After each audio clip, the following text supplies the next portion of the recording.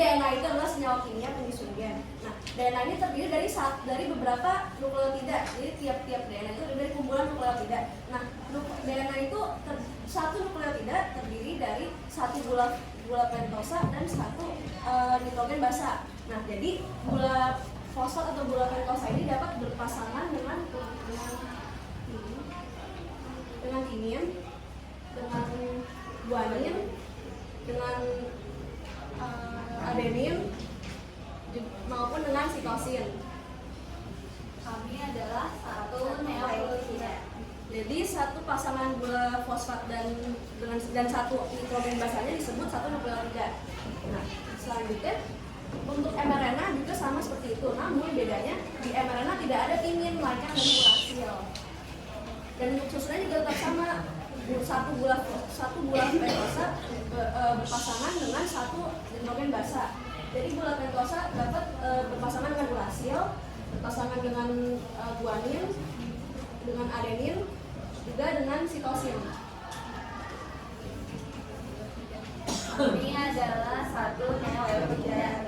Jadi satu gula fosfat dan satu basa nitrogen disebut satu nukleotida. Nah, selanjutnya saya akan menjelaskan mengenai replikasi DNA. Nah, replikasi DNA itu adalah proses perubahan dari DNA sense jadi DNA antisense. Nah, untuk ini DNA sense yang akan digunakan adalah GGT, CCA, CTA, dan TGA. Nah, jadi dalam perubahan ini guanin akan berubah menjadi sitosin, adenin akan berubah menjadi timin, begitupun sebaliknya. Nah, jadi GGT yaitu guanin timin akan berubah menjadi CCA atau sitosin adenin. Nah, selanjutnya CCA akan berubah menjadi GGU. GGT. CTA akan berubah menjadi GAT. Dan TGA akan berubah jadi ACT. Kami adalah DNA sense. Jadi proses replikasi dari DNA sense menjadi DNA antisense akan dibantu oleh enzim polimerase. Nah, ini disebut proses replikasi DNA, di mana DNA sense akan menghasilkan DNA antisense. Selanjutnya, untuk proses sintesis protein itu dibagi menjadi dua. Yang pertama adalah transkripsi dan yang kedua adalah translasi. Nah, dalam proses transkripsi adalah perubahan dari DNA sense menjadi mRNA. Nah, untuk perubahan hurufnya, guanin akan berubah menjadi sitosin, adenin akan berubah menjadi urasil, dan begitupun sebaliknya. Timin akan berubah menjadi adenin. Nah, jadi untuk GGT akan berubah menjadi CCA dalam proses transkripsi. Lalu CCA akan berubah menjadi GGU, CTA berubah menjadi GAU, dan TGA berubah menjadi ACU.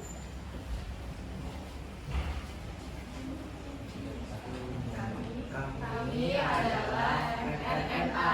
Jadi ini disebut proses transkripsi, di mana DNA sense akan berubah menjadi mRNA. Nah, selanjutnya setelah proses transkripsi ini terjadi di nukleus. Namun setelah proses transkripsi akan ada proses translasi, yaitu perubahan mRNA menjadi protein. Nah, gimana perubahannya terjadi? Jadi masing-masing mRNA akan pergi ke sitoplasma. Nah, jadi mRNA ini akan berpindah tempat sitoplasma. Lalu di sitoplasma masing-masing mRNA akan bertemu dengan tRNA yang berbeda-beda. Nah, CCA akan bertemu dengan GGU, tRNA GGU. Selanjutnya mRNA GGU akan bertemu dengan GGU akan bertemu dengan tRNA CCA. Selanjutnya mRNA GAU akan bertemu dengan tRNA CUA, dan mRNA ACU akan bertemu dengan tRNA UGA. Jadi setelah dari nukleus, mRNA akan berpindah ke sitoplasma, dan di sitoplasma akan bertemu dengan tRNA yang akan membantu mereka ditransferkan ke ribosom. Kami adalah RNA.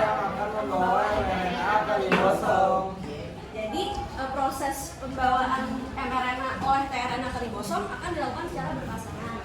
Nah, pertama GGU dan CCA. Jadi tRNA GGU akan membantu mentransfer mRNA CCA.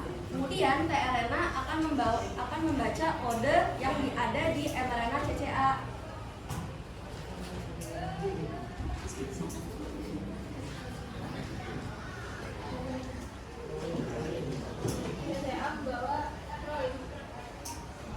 Selanjutnya tRNA CCA akan membantu membawa mRNA GGU ke ribosom.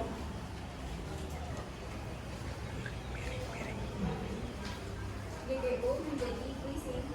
Selanjutnya tRNA CUA akan mentransfer mRNA GAU ke ribosom. GAO menjadi asam aspartat. Dan terakhir tRNA UGA akan membantu mentransfer mRNA ACU ke ribosom. ACU menjadi teori. Jadi masing-masing mRNA ini akan dibaca kodenya oleh tRNA dan memiliki kode asam amino yang berbeda-beda. Nah, di ribosom setelah sudah terbaca kodenya oleh tRNA dan oleh ribosom juga, jadi mRNA ini akan berubah menjadi protein. Nah, itu disebut proses sintesis protein. Jadi rangkaian kejadian tadi, replikasi, transkripsi dan translasi disebut proses sintesis protein.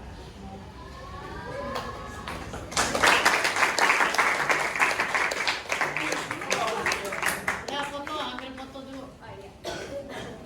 Udah Bu videonya Bu. Videonya udah.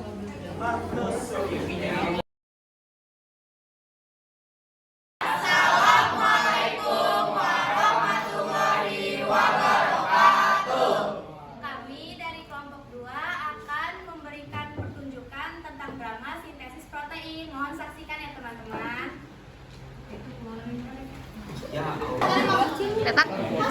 Iya.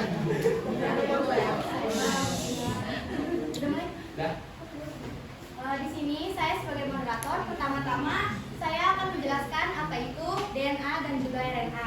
Pertama, DNA adalah asam deoksiribosonukleat yang memiliki fungsi untuk membawa informasi genetik. Di dalam DNA ini terdapat banyak nukleotida. Di dalam satu nukleotida itu terdiri dari asam fosfat, terus gula pentosa, dan juga basa-basa nitrogen. Basa nitrogen itu terbagi menjadi dua, ada purin dan ada pirimidin. Di sini saya akan menjelaskan dulu satu nukleotida itu terdiri dari asam fosfat, gula pentosa, dan satu basa nitrogen. Kami adalah satu nukleotida. Seperti yang saya sudah sebutkan tadi, basa nitrogen itu terdiri dari purin dan pirimidin. Yang pertama, purin itu ada guanin dan adenin, dan pirimidin itu ada sitosin dan timin. Jadi, DNA itu akan membentuk rantai ganda yang panjang, berbeda dengan RNA. RNA akan membentuk rantai satu atau tunggal yang pendek. Jadi, perbedaan DNA dan RNA itu, kalau di DNA ini kalian bisa lihat ada guanin, sitosin, timin, dan adenin. Saat dia berubah menjadi RNA, timin akan berubah menjadi urasil. Kami adalah satu nukleotida. Fungsi kalian kan tadi sudah saya jelaskan ya, kalau fungsi dari DNA itu sebagai pembawa informasi genetik, sedangkan kalau fungsi RNA dia akan berfungsi dalam proses sintesis protein. Di sini pertama-tama saya akan menjelaskan apa itu proses replikasi DNA. Replikasi DNA adalah proses di mana DNA akan membuat suatu DNA baru dengan masih membawa informasi gen yang sebelumnya. Dalam proses ini DNA sense akan berubah menjadi antisense.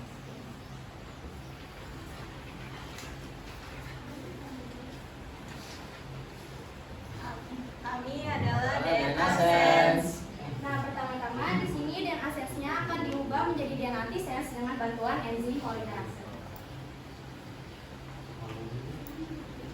Di sini DNA sense GGT akan berubah menjadi DNA antisense CCA.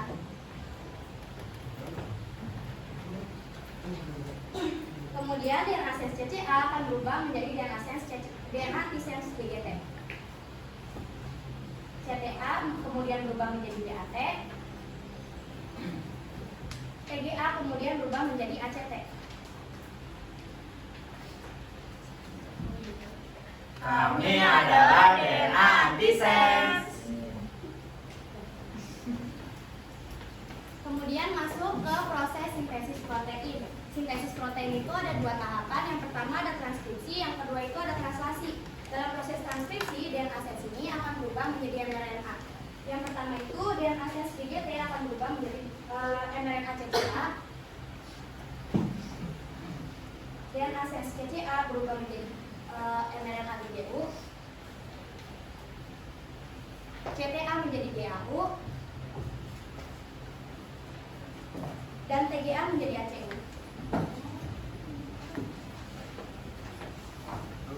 Kami adalah mRNA.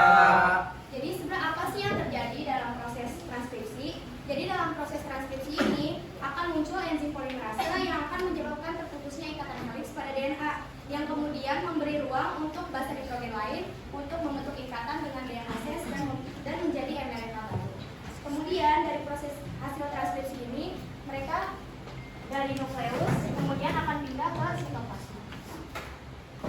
Nah, dari sitoplasma hasil ini kemudian akan dipindahkan lagi ke ribosom. Perpindahan mRNA menuju ribosom itu akan dibantu oleh tRNA. Jadi mRNA CCA di sini akan dibantu oleh tRNA GGU.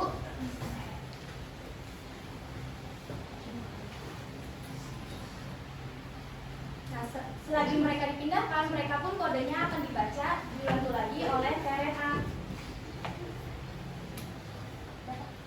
Saya telah menjadi protein.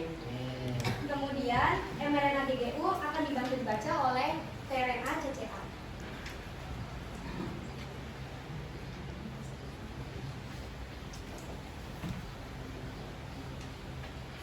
Saya telah menjadi glisin.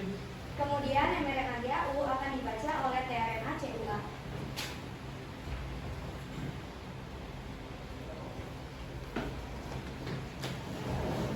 Saya telah menjadi asam aspartat. Dan yang terakhir, mRNA ACU akan dibaca oleh tRNA UGA. Kami telah menjadi treonin. Kami telah menjadi protein.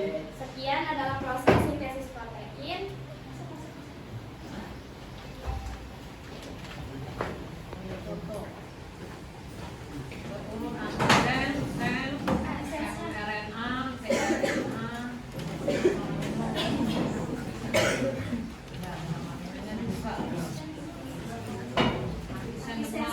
Antisense depan. Oh, berarti sens Antisense itu paling bawah.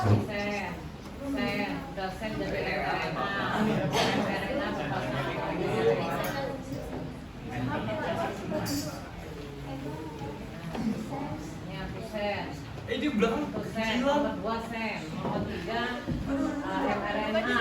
Atau enggak yang DNA sense duduk aja tapi ini diangkat. Nah, Diatur gimana caranya? Depan